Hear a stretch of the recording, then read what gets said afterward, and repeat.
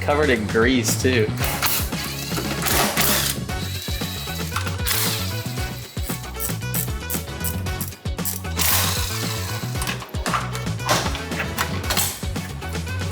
Are you seeing that? Oh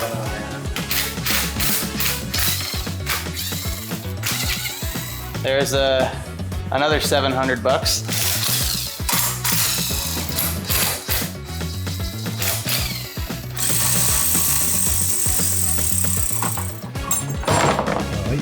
Look how nasty black that oil is, dude. That's disgusting. Just sitting in there, dude. That's so gross.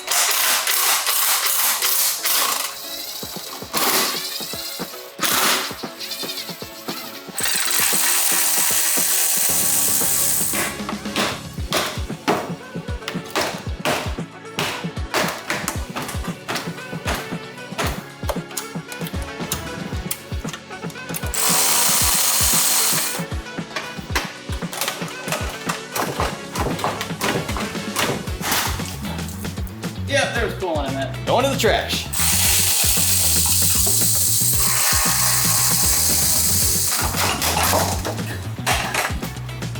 Woo!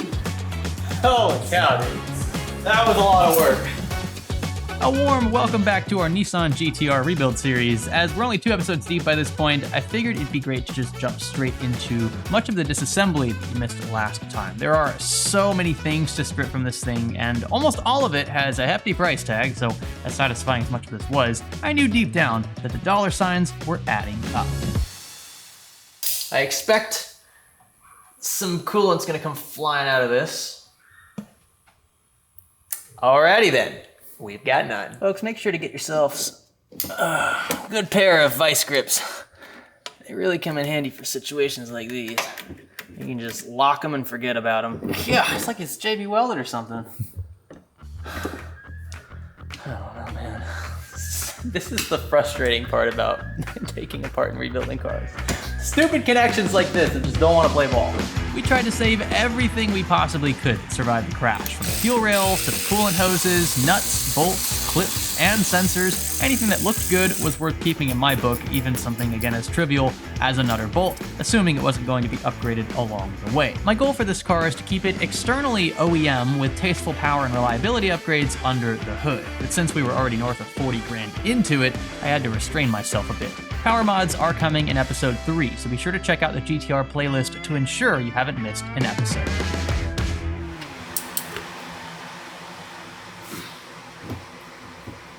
Jesus, dude. Bro.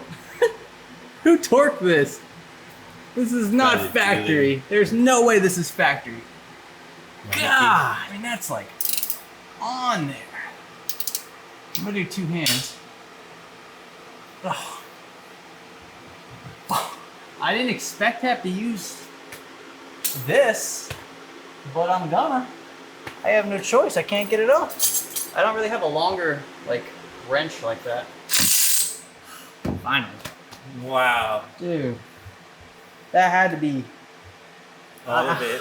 50, 60 foot-pounds, if I had to guess. All right, here we go. Smelly engine oil. Yeah. You seeing that, Tommy? It is completely opaque. Pop the cap up top, and we're just at a very, very minor drizzle at this point. Tommy, how much you want to bet that this oil filter is hand tight? There's no way. The drain plug was 1,000 Newton meters. Maybe this is 1. No, go for it though. All right, here we go. Angle this a little bit so that can still pour out. Yeah? It moved, bro. Come on. No way. What? Wow. Yeah, they're not going to believe that. They're going to think that was dude, I swear. Oh, that is crazy. There's no tool. I don't have any like special tool for these, so mine would dig into the housing if I had done that. Crazy. That was hand tight, bro. What do I win? I already won McDonald's. You win a GT-R. I won a GT-R! Yay. It's just broken. Now the engine's bone dry, coolant-wise and oil-wise. The transmission at least has been drained, the front half of that. The transmission's in the rear. This is a transaxle car, so the transmission and the rear diff are kind of like one big unit. which is great for weight distribution, but it kind of makes things difficult if you are servicing the transmission because it is linked to all of that stuff back there. Both the left and right tires do turn at the same time, but yeah, it just turns when I want it to. So hopefully we get the fender off and we get a closer look at the suspension behind this wheel. We'll be able to narrow down the cause for why the toe is so bad on this side. And if we can remedy that, then if we ever need to move the car around, it'll be a real easy roller. We know again how to throw it into neutral with that little lockout switch next to the shifter. Also, I just noticed, Tommy, this has one of those like special lug nuts, like a little locking nut. Do you think? It's time to find that. Do you think the owner has it in the car? Man, it's been, so far I've been losing on all the guessing, so I'm gonna say no so that he does. Thank you. Okay, so I'm gonna say yes. Let's try to find that. Okay. All right. Hey. We got some parts in here. I did not expect that. Hey. Is this a piece of the headlight? Oh. Oh man. That's kind of sad. I wonder if that bulb still works though. Oh, is this shake? Well, I don't know what it is, bro. Bro, that is disgusting. This is going in the trash. You know what I want to know is why there was a drink in the trunk. These are actually reusable. So that goes in the good pile. We will be throwing these into the good pile. That is an under tray that is totally crapped out. Oh, you know what's cool though? Check that out. Nissan gives you a little oil access port. Look at that torque spec, 200 foot-pounds. So, yeah, I bet you that thing is impossible to get off there. All right, well that's trash. A random bolt. All right, whatever that is. Random? That's really random. I'm guessing there's like no spare or nothing. They don't come with them, right? No, I don't think they do. But I just, I can't think of where else you would have, you know what I mean? Like where else would you put, like... Center console? Possibly. So he was kind enough to leave us an air freshener. Nice. And a pen, yeah. Not bad. Center console, we've got nothing. Oh. There's nothing in there. No wheel key? And I don't think... No! Yeah, I don't think we're gonna have anything in the back either. It's just like, there's no room for anything back here. Yeah. I think we're gonna have to order one. And we know it's not in the glove box, we already checked there. Man, like most people don't just take those out and leave them out. Like it's gotta be somewhere in here. Worth a shot. Yeah, worth that would be rad. a shot. Yeah. I don't know why. It just occurred to me. I had to look this up, but we actually had to get into the passenger floor area. There's a secret compartment down here, and sorry to those who have been using it to avoid prosecution, but one does exist, and in it, oh, dude. Oh. Yeah. All right. Awesome. There we go. Yep. This one will not be reused. That one took a beating. Now this right here is for the hood. It's a little mount for the hydraulic arm on the driver's side. And one more right here. We gotta lower the car, folks. Didn't think that one through. What the heck is this? For the wiper fluid, I guess? This is not a bad thing that these are extremely tight. Might as well take a look at the brakes. I haven't actually looked at the pads or anything to see how much wear we have there. But since it just crossed 30,000 miles not too long ago, it's, no, yeah, you know what? Now that I'm looking at it, these pads are almost brand new. They are super thick. So we might be good on that front. This one, unfortunately, is again bent on the outside next to the stem. So yeah, right over here, you can see that is flat where it should be curved like the tire, ladies and gentlemen. Let's see on the back side how we fared. So, looks like a bit of scraping, but all right, what do you think? There's a little dent right there.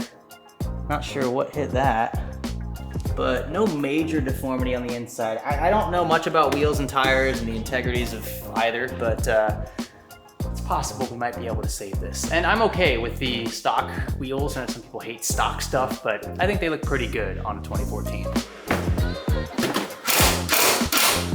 So, what do you think, Tom? You think we can reuse this?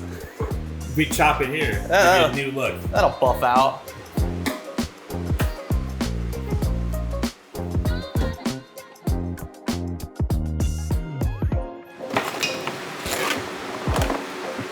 Yeah, well, this will save us about 50 bucks, I imagine.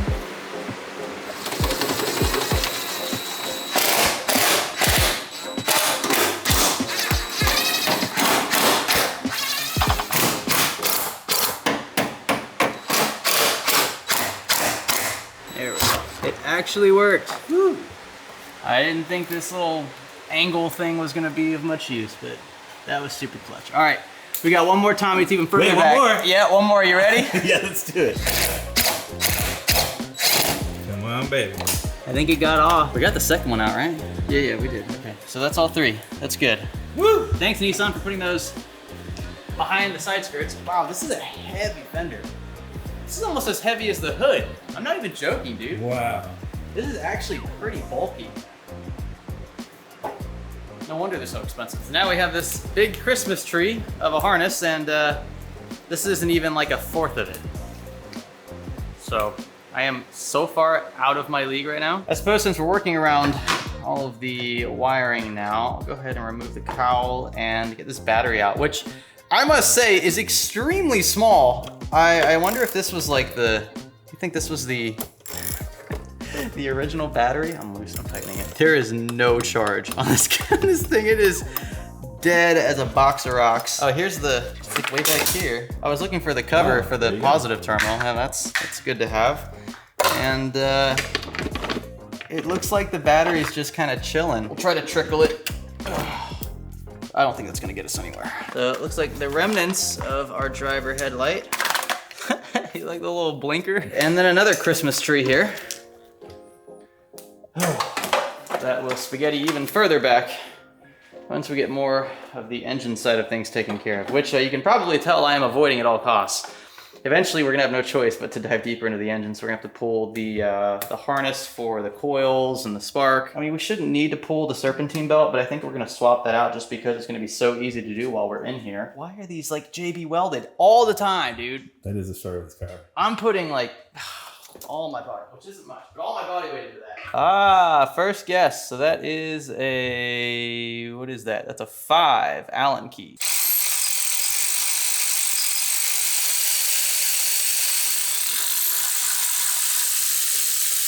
And there we go. One throttle body done. And you can see it's gonna be tight. We're talking full disassembly here, Tommy. I have no clue how we're gonna remember how this all goes back together.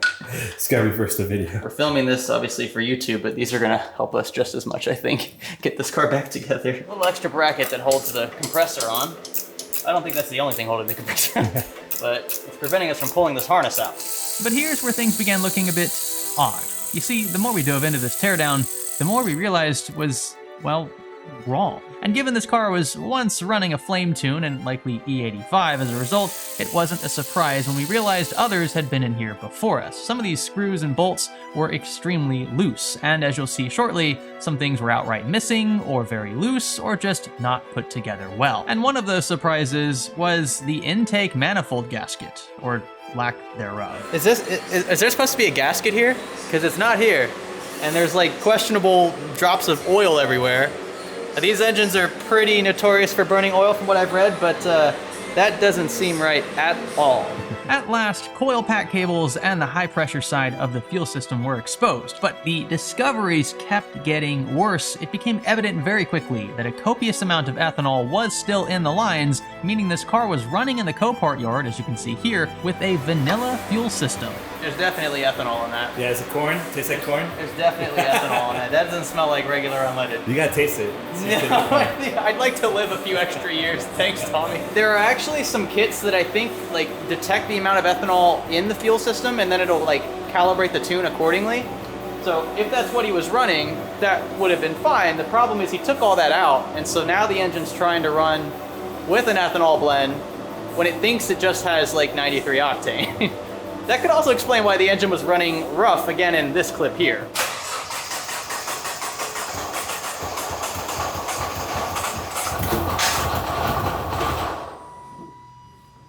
Good Ran. enough. Good enough. Good enough. Even more bad news. These injectors were reverted to stock. This is what they look like from the factory, but the wiring job definitely didn't look like this from the factory. It was absolutely horrible. In fact, some of these weren't even closing circuits, meaning little to no fuel was actually squirting into their respective cylinders. What on earth was going on here? Well, Tommy, I have bad news and more bad news. What's that? So that one connection on driver's side harness is above the suspension, so I can't get to it from down here. The other bad news is I can't actually see where it terminates, so I have no perspective. We just have to cut it. Are you good at splicing? No. I'm not. You know, there's something humbling to be said about being under a car that weighs 4,000 pounds, knowing that if any of this stuff gives way, I'm just like... I mean, it's balanced, so it's only 2,000. It's only 2,000. Thanks for making me feel better.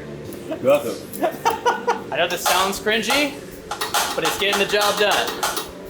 That's just the frame we're going to be replacing anyway. For real, Tommy, we're going to be like Nissan Tech certified after this. You already are. We might as well go in and take the test, man. What's your resume? I took apart the entire front end of a Nissan GT-R and then successfully put it back together. Now see, that's the hard part. That's going to be the hard part. That is true, yeah. I have a rusty S13. What do I get for that? Tetanus? Come on, keep going. There we go. Hey. Woo. There's our part number. I don't think we'll need to replace this, but it was a serious pain to get off. I imagine it'll be the same to put back on. This is Look at silly. that. I just had to push that in to release the lock. This one cable took 30 minutes to You've get never to. seen one of those before? Nope. Because I haven't. Now you get a sense of what we were dealing with. I'm gonna run this spaghetti strand all the way back through. And if you quiz me right now on what each of these connections does, I'd be lucky to get one of them correct. Driver's side, passenger side, and you can see this harness also includes the coil pack connections, and it all runs through this very large opening. So the good thing is we got the bulk of the harness, at least top end, out of the way.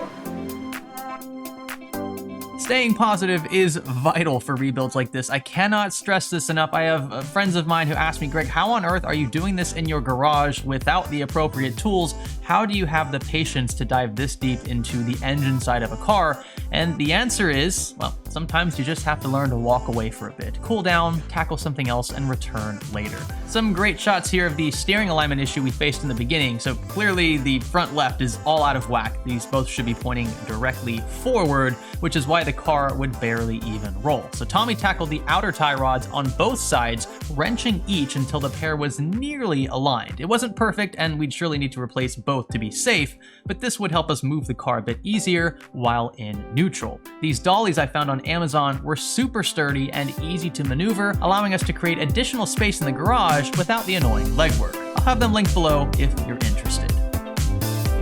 We began chipping away at the exhaust, which was reverted entirely back to stock, no surprise there, although questionably, some hangers were completely ignored, as were some bolts along the flanges of certain pieces, so exhaust leaks galore.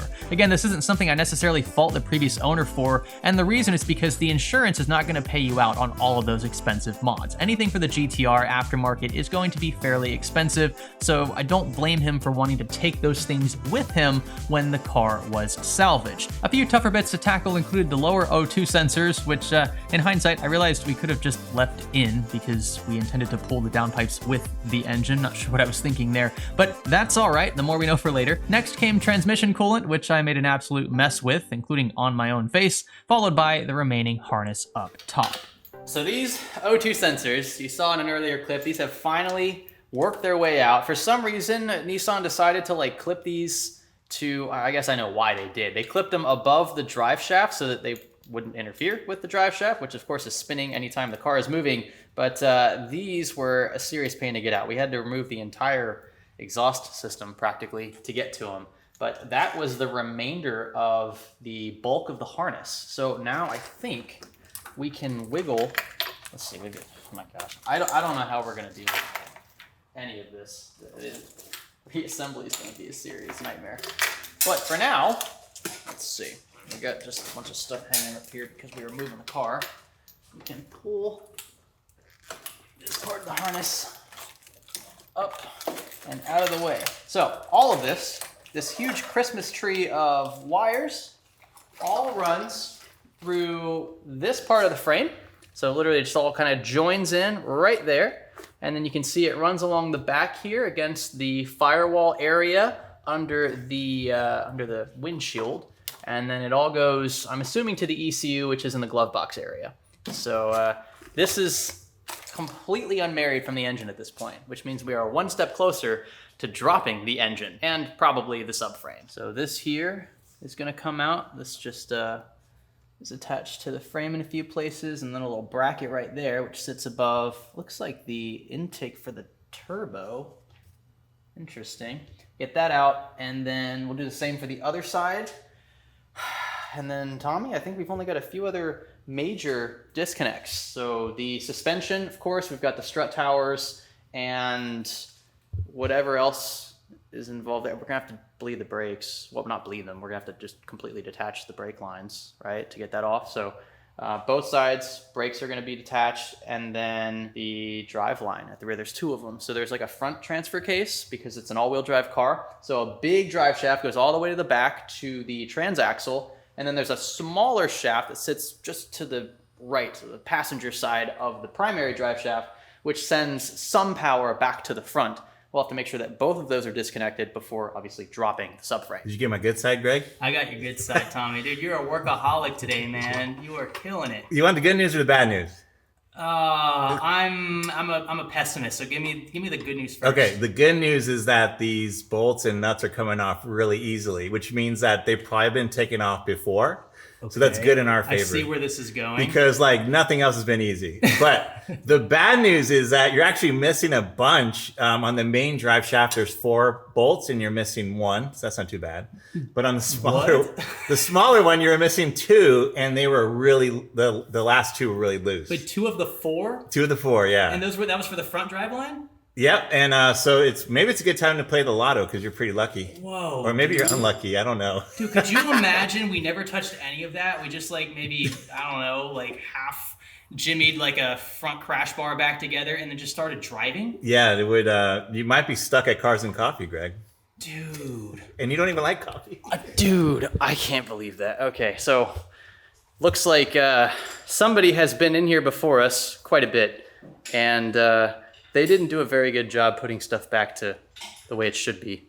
And that could potentially cause like a disaster down the line. I'm so glad that we are doing this correctly. And that leads us to the finale, hopefully, of this video, dropping the subframe, this has all been leading up to this point here, which is more work than I think it's safe to say either of us have ever done. We're just gonna try it with the impact. I don't think it's gonna work. It's not gonna apply enough torque, but there is one bolt up here. We've got it supported somewhat by jack stands, but I'm just gonna give it the beans and just see. I doubt, again, it's gonna do anything, but this will be our baseline.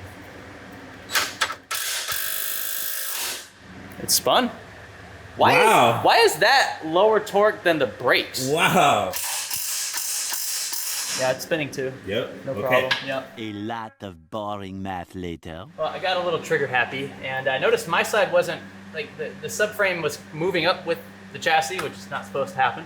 But Tommy's side looked good. But what's the only other thing on this side that he doesn't have, other than the front diff? That would be the steering column. So we were actually pulling the entire subframe up with the steering column, which isn't good. We went up a few inches. Notice that that's going to be, it looks like just a couple of bolts to disconnect that shaft, and then we can leave everything else as is. A little chaotic right now, but we're learning as we go. So much was done to get us to this point. Now I know that folks that work on engines all the time and have to drop them for routine maintenance are not looking at this like any sort of major victory. But for Tommy and I, who have never done anything of the sort and who didn't have tools to really manage it properly in a random garage, we felt great. 4 straight days of back-breaking work without a proper lift, without high-end tools, and without referring to any manual of any kind. We've just jumped straight into the deep end, without a doubt. And we're approaching the point of no return. Engine out. Dude, yes! That's what I'm talking about! I cannot believe you and I just did that. What is happening? In our garage, bro! In a garage we did this. Dude, against all odds, against a broken one of these, we got a leak on the floor. We got 18 pieces of wood. We used bro, 2 floor jacks, dude. I cannot. I am ecstatic. Oh Okay, my gosh. this is beautiful. We have access to everything we could possibly want to service on the engine side with it now out. Woo! At the freaking tunnel, bro. Look at that. Jack's gonna have a field day back here. We're gonna chop this car up. Is that what you want to do? Chop it up? I guess we have to. Oh, Yeah, we gotta get man, rid of these dude. little kinks and things. This poor guy.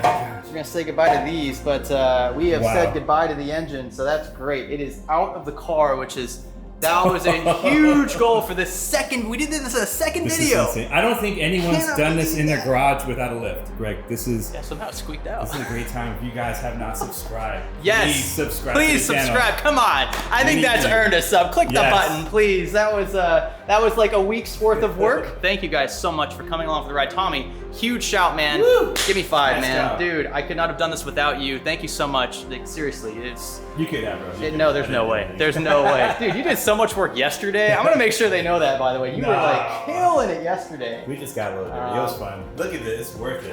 Wow. Dude, this is it. What the heck? This is the thumbnail right here. This right here. Just I can't believe we did this. I can't believe it. Oh. Yes. All right. That's all for this one. It's been a ton of work. It's been several long days, and we're excited to bring you guys the next one here in hopefully a week or 2. Thank you so much for watching. Consider subscribing again, leaving a comment, liking, and sticking around for the next. My name's Greg. His name's Tommy. Thanks for building with us.